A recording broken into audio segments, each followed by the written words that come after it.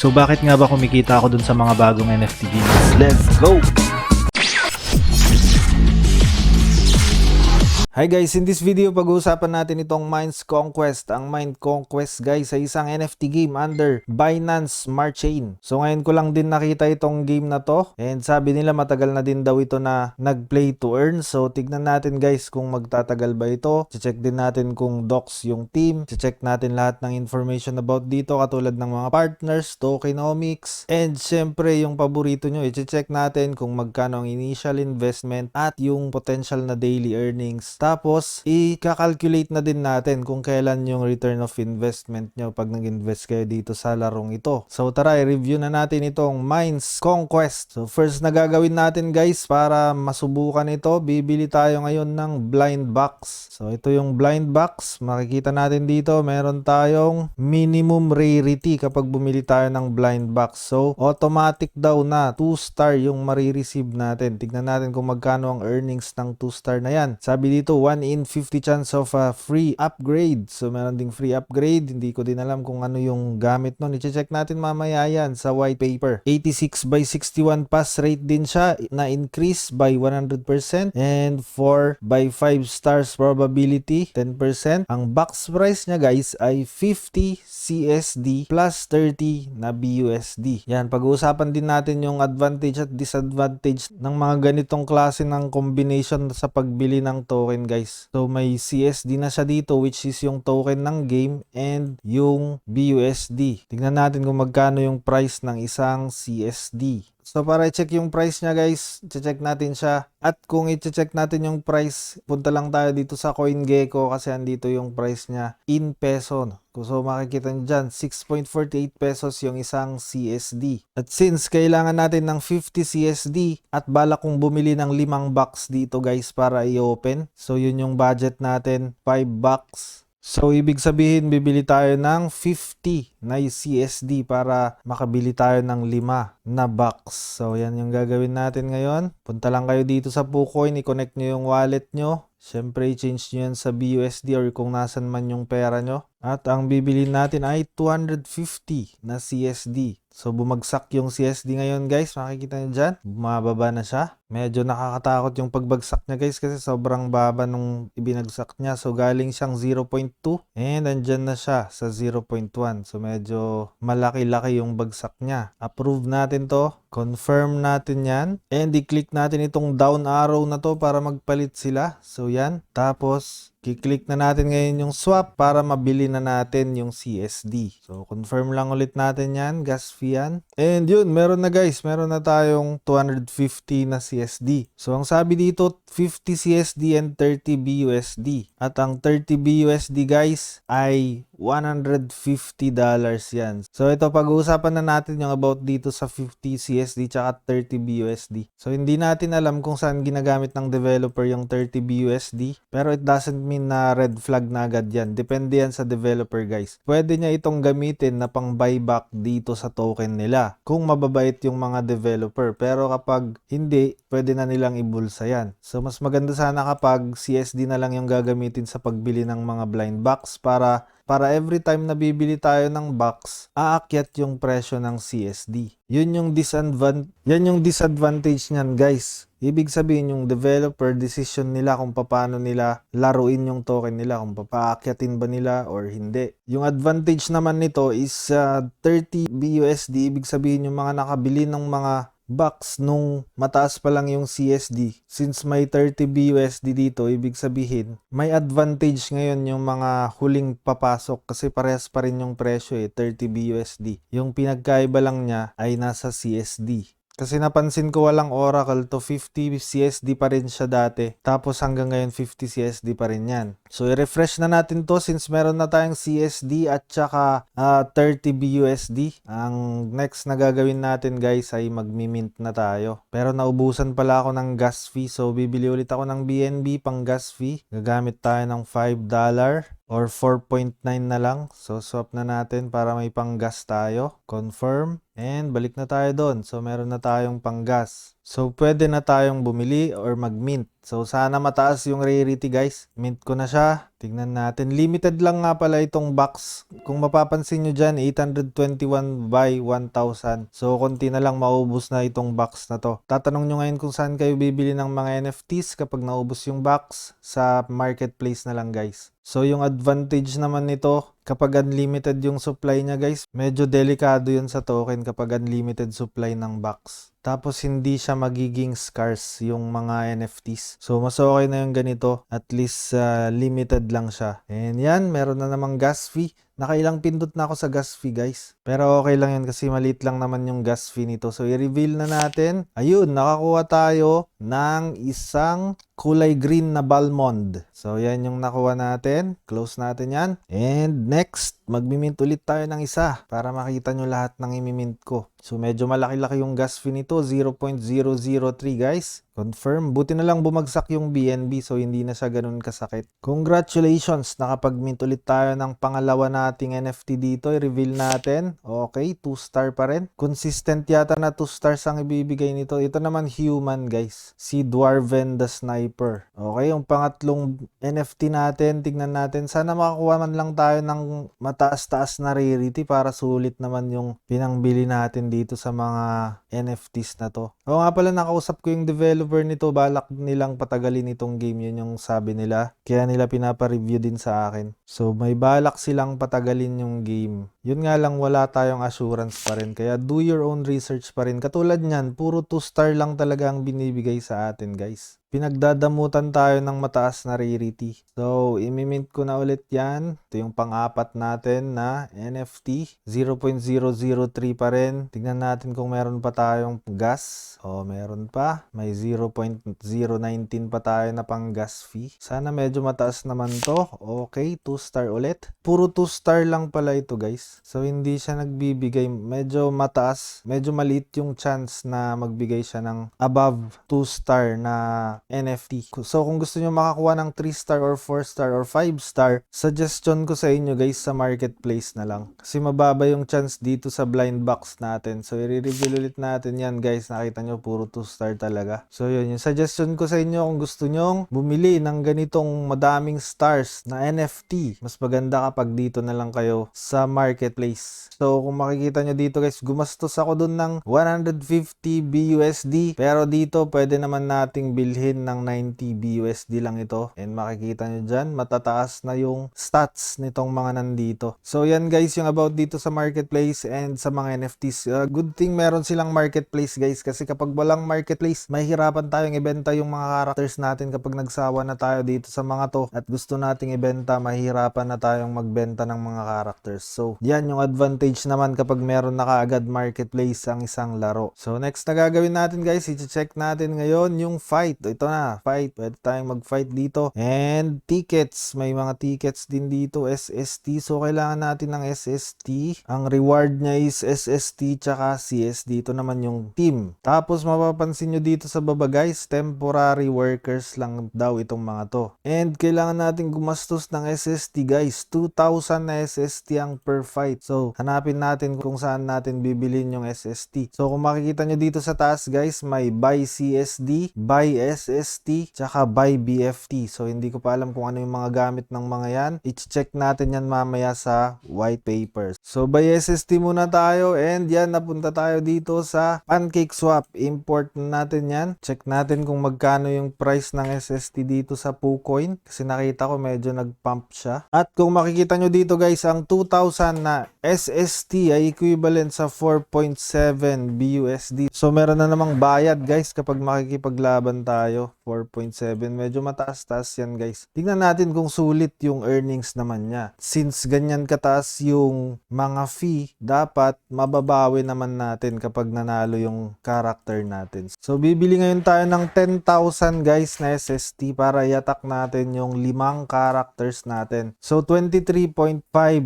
siya. Connect natin yung wallet natin dito. And swap na natin. So yan. Swap $23 to 10,000 SST. Confirm. Close. And yun. Pwede na tayong makipaglaban. Itong BFT, tignan naman natin kung anong gamit niyan mamaya. So solo fight lang tayo para masaya. So i-click natin to. Do you want to start a solo battle? So 2,000 SST yung cost. Start fight. Tignan natin ngayon. Meron na naman siyang gas fee. Medyo mababa yan. 6 pesos lang. Waiting confirmation na siya. Tignan natin kung nanalo tayo. At syempre, tignan din natin kung may animation yung laban-laban nila dito. Ayun, meron na namang gas fee. Grabe naman yung gas fee dito, guys. Kada pindot ko may gas fee. Eto na, may animation nga siya. So, tignan natin kung mananalo. Mukhang talo tayo, guys. Hindi uma-attack yung character natin. Impotent yata yung character natin. Uy, bumawi. Bumawi siya. So, ito yung nakuha natin. 2,421.90 na SST and 239.20 na BFT. Tingnan natin kung magkano. So, BFT. Check natin sa CoinGecko. Yan yung bone fragment. Click natin yung bone fragment. And yun, 0.1 lang. So, yan, lalagay natin dito sa calculator. Pesos yan. Pa-plus natin yung SST. So, yung SST naman natin, 2,421.90. So, ito naman yon Soulstone dito sa CoinGecko. Ito yung price niya, guys. 318.22. So, nanalo tayo doon. And halos konti lang naman yung earnings niya. Kasi nga, nagbayad tayo ng 2,000 na SST para makipaglaban. At yung napanalunan natin ay 2,421. So parang 421.9 lang talaga yung napanalunan natin dyan kasi nagbayad tayo kanina ng 2,400 ng 2,000 para maka-attack. So ito lang yung kinita natin talaga dyan, guys. 55.43 plus yung BFT natin, yung bone fragment natin na 239.20. 239.20. So 42 pesos plus 55. 98.52 pesos. Ito, guys, yung napanalunan natin dun sa isang laban. 98.52 pesos. Medyo mababa, guys. So, andito na, guys, yung mga reward natin. Next naman na i-check natin yung win rate kasi medyo delikado yun kapag nagbabayad tayo ng 2,000 SST every fight tapos yung win rate natin mababa. Medyo risky yun. Or tignan pala natin kung ilang beses tayong pwedeng umatake. Kung pwede ba ulit itong umatake. So, ito yung ginamit natin kanina. Hindi na siya pwedeng umatake. So, baka bukas ulit siya pwedeng umatake. Check naman natin yan sa white paper kung kailan ulit yung next na attack nila. I-attack naman natin tong isa. Yung isang duwende. Confirm. So, tignan natin. 2,000 ulit na SST yung ginamit natin para umatak dyan. Yan. So, umatake na siya. Bumabaril-baril na yung dwarf na NFT natin. Okay, panalo. Pero ang baba, guys. 609.96 lang na SST yung nakuha natin and 239 na BFT. So, ibig sabihin, abonado pa tayo. 2,000 yung binayad natin eh. So, parang may mali, guys. Tignan natin dito sa next fight. 2,000 ulit, guys. Makikita nyo dun ha. 8,000 kanina yung SST natin. Naging 6,000 na lang. Abonado tayo dun. Panalo tayo pero abonado pa tayo dun. Kasi 600 lang yung SST na reward. Next fight, tignan natin. Okay. Mukhang panalo. Tignan natin kung mananalo kasi minsan humahabol itong mga kalaban. Ayun, panalo. Yun, 2,421. Dapat ganyan lagi para hindi tayo abonado. So, i-back na natin yan. Andito na yung mga rewards natin. Pumupunta sila dito sa baba. Pumupunta sila dito sa part na to. Yan, meron na tayong 5,454 na SST and 718 na BFT. Yan, solo ulit. Attack natin yung orc. Yan, 2,000 ulit. Yung bayad. Confirm. Ito na, maglalaban na naman sila. Pero medyo mataas-taas naman yung win rate natin, guys. Kita nyo yan, puro panalo yung nangyari. Eto, may na-receive ulit tayong 2,421.90 tapos 239.20 na BFT. So parehas lang dun sa kanina. Start fight ko ulit, ilalaban ko naman itong dwarf na isa, confirm. Ito na yung last na laban natin for today and kukwentahin natin kung magkano yung naipon natin. Sana panalo, mukhang talo guys. Naunang umatake yung kalaban medyo delikado na yon kapag naunang umatake yung kalaban. Uy, nanalo pa. Yan 609 pa rin. Nagbabayad tayo ng 2,000 SST tas mananalo tayo ng 609 SST. Dito lang tayo nakakabawi sa BFT. So, kukwentahin na natin kung magkano lahat yung napanalunan natin minus kung magkano yung SST na binili natin kanina. So, meron tayong 1,196 na BFT. Lagay natin dito, 214 pesos yun. Next naman, yung SST natin is 8,486. Lagay natin dito 1,108. So, meron tayong 1,108 plus 214. So, yan. Meron tayong 1,322 na napanalunan doon or yung na-earn natin na peso. Kaso nga lang, di ba gumastos tayo kanina ng 23.7 para bumili ng soulstone? And kung makikita nyo dito, 0 na yung soulstone natin. So, i-check naman natin kung magkano yung 23.7 para mai-minus natin dito yung gastos natin. Hindi na muna natin isasama yung gas fee guys kasi malaki-laki din yung gastos natin sa gas fee. Halos $5 din yung nagastos natin sa gas fee. So, tignan natin. Yan, 23.7 yung nagastos ko kanina na BUSD nung bumili tayo dun sa SST nila na 10,000. At ito naman yung price ng 23.7 na USD, 1,307. So, i-minus natin dito para makita natin yung earnings natin. So, kumita tayo ngayong araw guys ng tumataginting na 14.4 pesos. Hindi pa kasama yung gas fees dyan guys. So, yun yung daily earning natin. Tapos, sinabi ko na din kanina kung magkano yung initial investment natin. Nakita nyo naman guys. Halos $200 yung initial investment natin. 200 USD to PHP. So, 11,034 yung initial investment natin. Tapos, kikita tayo ng 14 pesos per day. Sasabihin ko na sa inyo guys, yung ROI naman natin. Ang ROI natin guys ay 1 million. Calculation natin guys Pero tignan natin yung white paper. Baka may mga secret technique pa sila dito para mag-earn. Or talagang mababa lang itong mga character natin ngayon. Kaya maliit pa yung earnings natin. Meron silang upgrade guys. So kailangan i-level up nyo din pala sila. Baka medyo mas malaki yung earnings niya pag ni-level up natin. Tignan natin to. 13,000 BFT para mag-level 2. 13,000. So, yan. Saan naman tayo kukuha ng 13,000 na BST?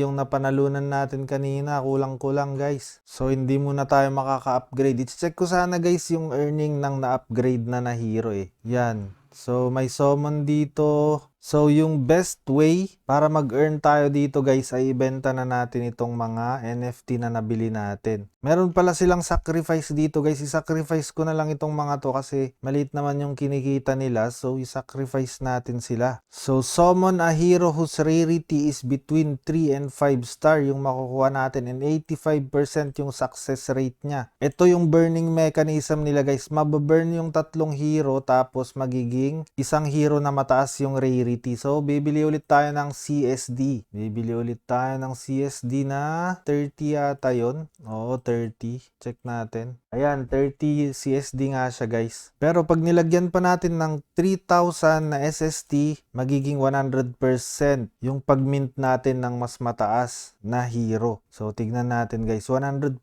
na yan. Bibili tayo ngayon ng CSD. So, kailangan natin ng mataas na rarity na hero para ma-fill natin yung earning ng medyo mas mataas na rarity na hero. Okay, andun na sa balance natin yung 30 CSD at pupunta na tayo dito. Refresh pala muna natin. Baka hindi pa nag-reflect yung amount natin dun. Yun, meron na pala. 30. So, sacrifice na natin. 30. Siguro gagamitin yung SST na nandun na sa claim natin guys. Meron naman siguro tayong 3,000 SST dun. So start natin. Pili daw tayo kung anong hero ang sacrifice natin. I-sacrifice natin itong mga duwende. So confirm. Sayang 86 yung attack niya, sayang. Pero okay lang, mababa naman yung rarity niya eh. Tsaka ang baba niyang kumita ng pera. Kailangan na nating i-sacrifice ito. Confirm. Sana maging 5 star siya guys para mabawi man lang natin kahit kalahati nung ininvest natin. Confirm, okay. Eto na. Nagko-combine na sila guys. Nag-fusion na sila. Okay, meron ulit gas fee.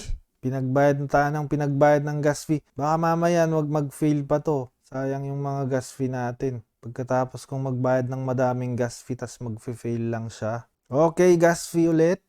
Insufficient funds. So, insufficient funds pala guys. Kailangan nating i-withdraw yung SST natin. So, tignan natin guys kung merong tax ito. 8,486 na SST claim reward natin. Pupunta na siya sa wallet natin. Confirm. 0.001 yung gas fee. Malalaman natin na okay na kapag andito na itong mga amount na to. So, dapat 8,400. Ayun, medyo nabawasan siya guys. 8,300 na lang to. Tapos ito, may bawas din konti. Ibig sabihin nito guys, andito na siya sa wallet natin. And pwede na tayong mag-combine. So, sacrifice. Ito, SST ulit yung gagamitin natin. Mamimili ulit tayo ng mga hero. Confirm, mga duwende. Confirm ulit. Ito na. Confirm ulit natin. 0.005. Medyo mataas-taas yung gas fee na yun ngayon. Congratulations! Ito na guys. 6 stars ito. Sigurado. Kasi 100% yun eh. Reveal. Nako, 3 star lang.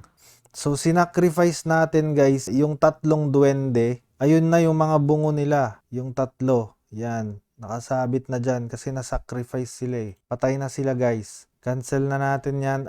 Baka pwede nating i-sacrifice din itong tatlong to. Tignan nga natin guys. Okay, 3,000. Start. Pipiliin natin ngayon itong mga to. Same level daw. So, hindi siya pwedeng combine guys kapag 3 star na level 2 tsaka mga ganyan. Basta kailangan level 1 lang daw tsaka 2 star. I-fight natin ngayon yun, yung na-combine natin ito. I-fight natin, tingnan natin kung magkano. Ay, sobrang taas pala nung cost ng pakikipaglaban nito. 4,200 SST. Buti meron pa tayong 5,315 doon. So, start fight natin, tignan natin. Tignan natin yung earning ng 3 star na NFT dito sa Mines Conquest na may 3 tokens. Eto na guys, lumalaban na yung character natin na nag-fusion. So dapat mataas yung earning nito guys kasi nag-fusion tayo ng 3 NFT eh. Yun na, mukhang mamamatay siya. Ayun, nabuhay ulit. Oo nga, mataas nga guys. Meron siyang 4,936.95 na SST. That is equivalent to 644.91 pesos. Pero syempre, wag niyong kakalimutan, nagbayad tayo ng 4,200 na SST para lang makipaglaban dyan. So, goals pa rin. Ito nga lang, meron tayong bonus dito na 487.60 na bone fragment. So, 87 pesos yan. Medyo bumaba na ngayon yung return of investment natin. Yung ROI natin guys, bumaba na kasi meron na tayong 3 star and medyo mataas-taas yung palo niya. Pinangbili natin dun sa 3 NFT natin na pinag-combine, $30, 30 BUSD times 360. Tapos binebenta lang siya dito sa marketplace ng 50. Dapat pala hindi na tayo nag-combine guys. Bumili na lang sana ako dito sa marketplace para hindi ako masyadong gumastos. Pero malay nyo, swertein kayo, makakuha kayo ng mga ganitong klase guys. 90 BUSD yung price nila. May 100 BUSD din dito. So at least yung mga gustong mag-invest dito, learn from my mistakes na lang. Yung mga nagawa ko kanina na mali, huwag nyo na lang gawin. So mas maganda kapag dito na kayo bumili sa marketplace. Pero pag risk taker naman kayo, okay lang. Basta do your own research and spend nyo lang yung extra money nyo guys. Huwag kayong mangutang sa Bombay para lang italpak dito. So, yun lang guys yung review natin about dito sa Mines Conquest. Hindi ko natitignan yung white paper. Pag bago pa lang kayo sa channel, huwag nyong kalimutan na i-click yung subscribe button. Click nyo na din yung notification bell. Set nyo yan sa all para every time na meron tayong bagong NFT game, mano-notify kayo. Yun lang guys. Maraming salamat. Bye-bye. Disclaimer. This content is for education and entertainment purposes only. Galaran TV does not provide investment advice. The information is being presented without consideration of the investment objectives, risk tolerance, or financial circumstances of any specific investor and might not be suitable for all investors. Past performance is not indicative of future results. All investing involves risk, including the possible loss of principal. Some videos have benefactors. Always do your own research. Never invest more than you are willing to lose.